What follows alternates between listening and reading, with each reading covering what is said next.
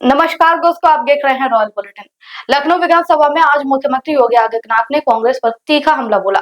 और देश के विभाजन के लिए सीधे सीधे कांग्रेस को जिम्मेदार ठहराया। योगी आदित्यनाथ ने कहा कि भारत को सैकड़ों वर्षों की गुलामी से आजादी तो मिली, लेकिन स्वतंत्रता के ठीक पहले कांग्रेस ने तुष्टीकरण की पराकाष्ठा दिखाकर देश को बांट दिया। इसी के परिणाम स्वरूप पाकिस्तान जैसे दानव का जन्म हो गया है। योगी आदित्यनाथ ने कहा कि विभाजन के समय 15 से 20 लाख निर्दोष लोगों की हत्या हुई, दंगे भड़के और करोड़ों लोग अपने घर बार छोड़ने को मजबूर हुए, लेकिन तत्कालीन कांग्रेस सरकार ने ना तो राहत पैकेज दिया, ना ही मारे गए लोगों की याद में कोई स्मारक बनवाया और ना ही विस्थापितों के पुनर्वास की व्यवस्था की। उन्होंने कहा कि विभाजन ने भारत की पौराणिक भुजाओं को काट दिया और भारत के दुश्मन को उसी की जमीन से जन्म दिया। मुख्यमंत्री ने आगे कहा कि प्रधानमंत्री नरेंद्र मोदी ने नागरिकता संशोधन कानून लाकर उन पीड़ित परिवारों को नागरिकता और पुनर्वास की गारंटी दी है, जो विभाजन के कारण दशकों तक बेघर रहे। यूपी सरकार भी सीएए के तहत पात्र परिवारों को जमीन के पट्टे देने और उनके पुनर्वास की व्यवस्था करने के लिए प्रतिबद्ध है। आज पूरा देश 14 अगस्त 1947 के उस भीषण त्रासदी का स्मरण कर रहा है, जिसे आदरणीय प्रधानमंत्री जी ने 2021 में विभाजन विभीषिका स्मृति दिवस के रूप में वर्तमान पीढ़ी को अपने इतिहास के साथ जोड़ने के उद्देश्य से प्रारंभ किया था। हम सब जानते हैं कि सैकड़ों वर्षों की गुलामी की पीड़ा को समाप्त करके जब ये देश 1947 में स्वतंत्र हो रहा था, जिसके लिए अनगिनत बलिदान हुए, अनेक क्रांतिकारियों को फांसी के फंदे पर लटकाया गया,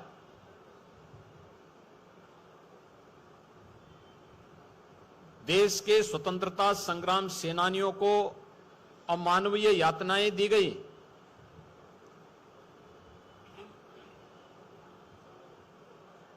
लेकिन जब देश इन सब त्याग और बलिदान के बाद 1947 में स्वतंत्र हो रहा था, उसके एक दिन पूर्व अपनी सत्ता लिप्सा और तुष्टीकरण की पराकाष्ठा को पूरा करते हुए कांग्रेस नेतृत्व ने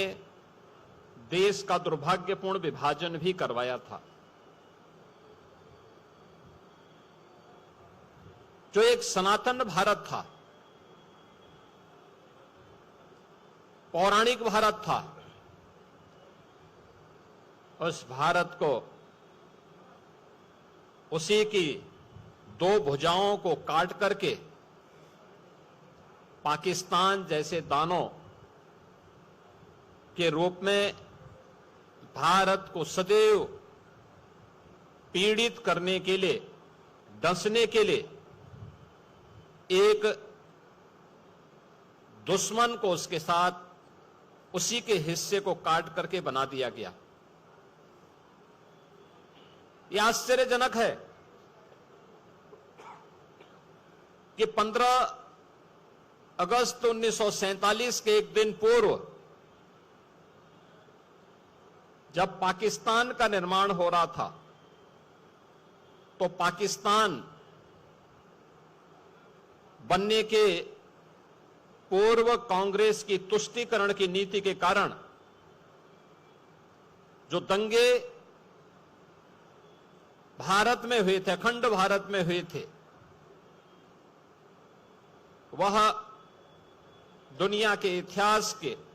अत्याचारों की एक पराकाष्ठा को प्रस्तुत करता है।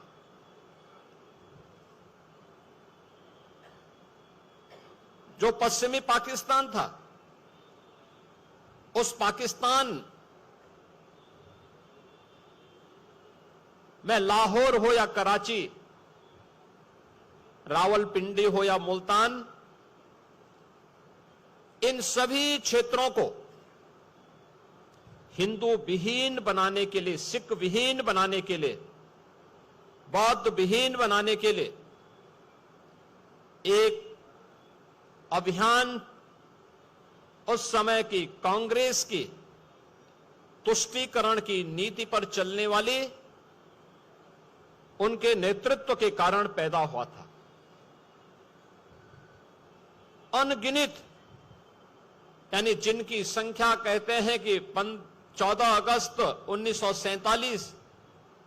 और उससे पूर्व जो हिंसा हुई विभाजन के कारण करोड़ों लोग बेघर हो गए। लगभग 15 से 20 लाख लोगों का कत्लेआम हुआ, चाहे वह पूर्वी पाकिस्तान के नाम पर या पश्चिमी पाकिस्तान के नाम पर। और विभाजन की उस त्रासदी के कारण अपना घर बार छोड़ करके दर दर की ठोकरें खाने वाले आए हुए हिंदू, सिख, बौद्ध, जैन, क्रिश्चियन, इन किसी के लिए भी तत्कालीन सरकार ने कोई राहत पैकेज, उनके पुनर्वास, उनकी नागरिकता के लिए कोई पुख्ता व्यवस्था नहीं की। उनके लिए कोई स्मारक नहीं। जिन लोगों ने अपने लोगों को खो दिया, जिन्होंने अपनी विरासत को उस दुर्भाग्यपूर्ण घटना का शिकार बना दिया, उनके लिए न कोई स्मारक, उनके लिए न कोई संग्रहालय, न उनके लिए, उनकी स्मृति के लिए, उन्हें स्मरण करने के लिए तत्कालीन सत्ता प्राप्त करने वाली कांग्रेस ने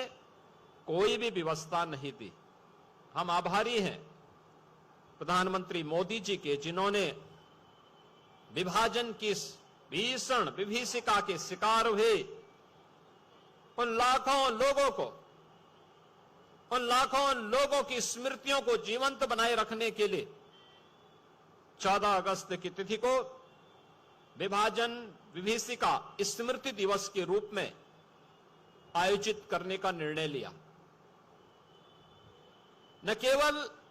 ये उनके परिवारजनों के घावों पर एक मलहम लगाने का कार्य किया गया, बल्कि इस देश को, वर्तमान पीढ़ी को उसके इतिहास से अवगत कराने का भी एक अभियान विभाजन विभीषिका स्मृति दिवस के रूप में इस कार्यक्रम की शुरुआत ने प्रारंभ किया। पहली बार हुआ कि विभाजन के शिकार उन लोगों को जो पश्चिमी पाकिस्तानी शरणार्थी के रूप में 1947 से पहले, 1947 के बाद भी जम्मू कश्मीर और देश के अलग अलग भागों में निवास कर रहे थे, उन लोगों को सिटीजनशिप अमेंडमेंट एक्ट के माध्यम से भारत की नागरिकता देने का काम भी देश के यशस्वी प्रधानमंत्री श्री नरेंद्र मोदी जी ने देश के अंदर प्रारंभ किया। उनको अस्थायी आवास की सुविधा दी। बेघर बार लोगों ने अपनी मेहनत, अपने पुरुषार्थ से भारत के विकास में अपना योगदान दिया। राष्ट्रवाद की एक नई अलग को जगाने के लिए अपने आप को समर्पित किया। लेकिन कांग्रेस उनके पुनर्वास के लिए, उनके स्मृतियों को बनाए रखने के लिए, उनके संग्रहालय के लिए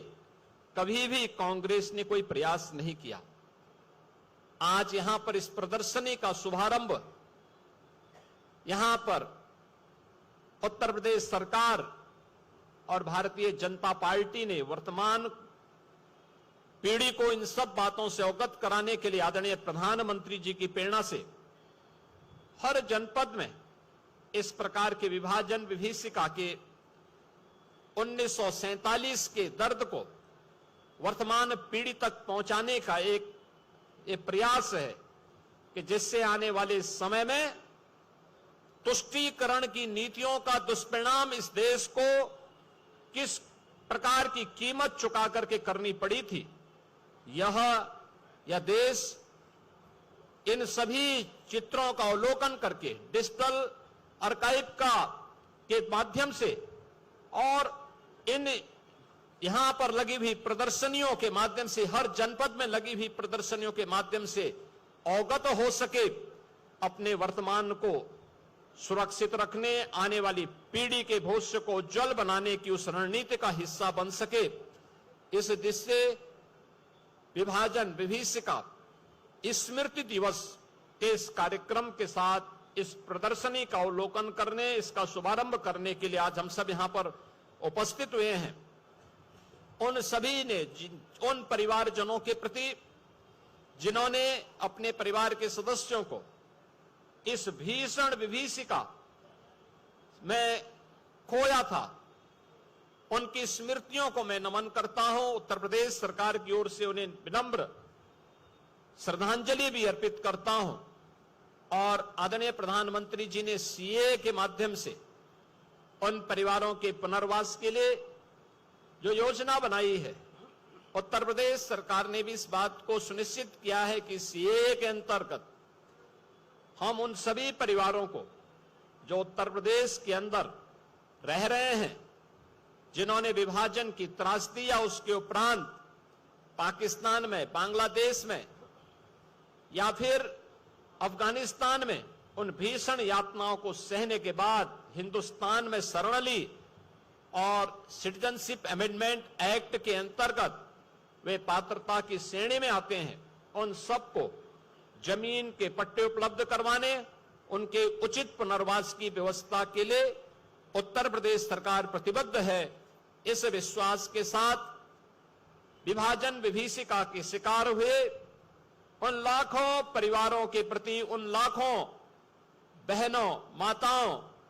और उन नौजवानों के प्रति, उन सभी नागरिकों के प्रति मेरी विनम्र श्रद्धांजलि है। उनके परिवारजनों के प्रति हमारी पूरी संवेदना है और यह सरकार उनके हितों को संरक्षण देने के लिए, उनकी सुरक्षा देने के लिए पूरी प्रतिबद्धता के साथ कार्य करेगी। इस विश्वास के साथ मैं आप सभी को, पूरे प्रदेशवासियों को देश की स्वाधीनता दिवस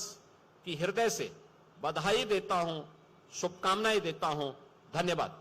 आपको बता दो, योगी आदित्यनाथ के इस बयान ने सदन में राजनीतिक माहौल को गर्मा गया। विपक्ष जहां इस मुद्दे पर की प्रतिक्रिया दे रहा है, तो वहीं बीजेपी ने ऐतिहासिक अन्याय के सुधार की दिशा में उठाया गया इसे कदम बताया है। प्रदेश की राजनीति और विधानसभा की हर बड़ी खबर से जुड़े रहने के लिए अभी हमारे चैनल रॉयल बुलेटिन को सब्सक्राइब करें, बेल आइकन दबाएं ताकि हर खबर आप तक पहुंचे सबसे पहले।